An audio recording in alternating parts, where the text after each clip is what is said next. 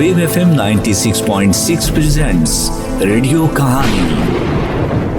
Radio कहानी में अब आप सुन सकेंगे आज की कहानी दानाई, जिसे तहरीर किया है जहांगीर अंस ने और आवाज है लुकमान रजा की। एक बुजुर्ग जो आंखों से महरूम थे, जिनका दुनिया में कोई नहीं था, ना बीवी, ना बच्चा और ना ही कोई रिश्तेदार। ज़ईफ होने की वजह से वो इतने सेहतमंद भी नहीं थे कि मेहनत मजदूरी करते। कभी कोई खाना दे जाता तो कभी कोई। जंगल में उन्होंने एक झोंपड़ी डाली थी। किसी दिन वो जंगल के किनारे बनी सड़क पर आकर एक तरफ बैठ जाते। जो कुछ मिल जाता उसे सब्र शुक्र के साथ इस्तेमाल करते। अक्सर औकात वो अपनी झोंपड़ी के बाहर बैठे परिंदों की चहचहाट और जानवरों की उछल कूद से लुत्फानंदोज होते रहते। एक दिन वो अपनी झोंपड़ी के बाहर बैठे थे कि उन्हें आगे पीछे दो जानवरों के भागने की आवाज़ सुनाई दी। उन्हें कुछ देर बाद घोड़े की टाप सुनाई दी। शिकार का मौसम था। जानवरों के भागने की आवाज़ और घोड़ों की टाप पर उन्होंने कोई ख़ास ध्यान नहीं दिया, लेकिन जब घोड़े की टाप उनके करीब आकर खामोश हो गई तो घोड़े पर सवार शख्स ने सख्ती से पूछा, ओ अंधे, अभी कुछ देर पहले यहाँ से कोई गुजरा है? नहीं जनाब, मैंने किसी के गुजरने की आवाज नहीं सुनी है। घुड़सवार ने खामखा नाबीना बुजुर्ग को कुछ उल्टा सीधा कहा, दो चार गालियां बकीं और आगे बढ़ गया। कुछ देर बाद फिर घोड़े की टाप सुनाई दी, जो पहले ही की तरह उनके पास आकर रुकी, और किसी ने रौबदार लेकिन शरीफाना अंदाज में पूछा, बड़े मियाँ, इधर से कुछ देर पहले कोई गुजरा है? जी साहब, अभी कुछ देर पहले एक शख्स घोड़े पर गुजरा है। सवाल करने वाले ने नाबीना बुजुर्ग का जवाब सुनकर उनका शुक्रिया अदा किया और अपना घोड़ा आगे बढ़ाकर ले गया।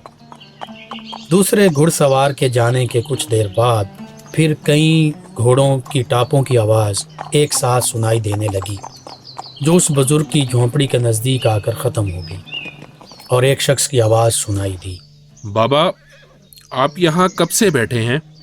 बेटा, सुबह से बैठा हूँ। इधर से कोई गुजरा है अभी क्या? जी हाँ बादशाह सलामत। पहले हिरन गुजरा, उसके बाद कोतवाल, और कोतवाल के बाद वजीर, और अब बादशाह सलामत। तीसरा सवार वाक़यातन बादशाह ही था, जिसके साथ चंद सिपाही भी मौजूद थे।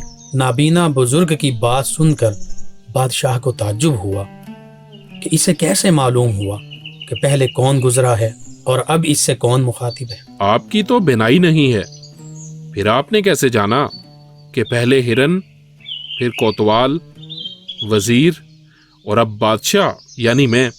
बादशाह सलामत, इंसान की पहचान उसके बोलने के अंदाज से होती है।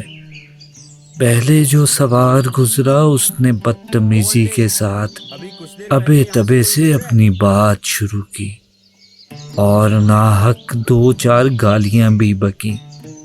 मैं समझ गया कि ये आम आदमी के बोलने का अंदाज नहीं है, बल्कि कोतवाल लगता है, क्योंकि उसकी जुबान सख्त और बोलने का अंदाज जारहाना होता है।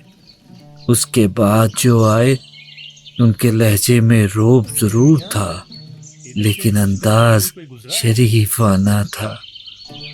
मैंने समझा कि हो ना हो ये कोई वजीर साहब होंगे। उसके बाद आप तशरीफ ले आए।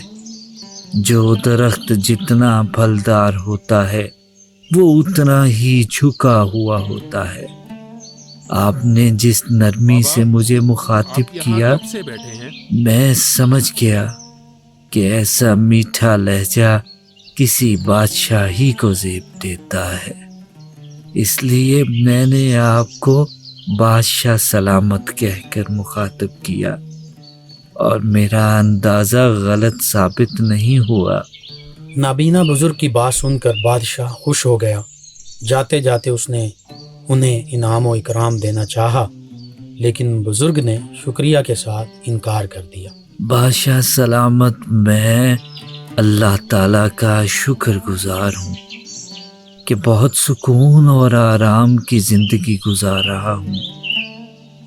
اس مال و زر کے سبب میرا سکون اور آرام ختم ہو جائے گا، ہمیشہ چور اچکوں کا دھڑکا لگا رہے گا۔ آپ یہ دولت میری طرف سے کسی دوسرے ضرورت مند کو دے دیں، اس کا بھی بھلا ہوگا اور آپ کا بھی۔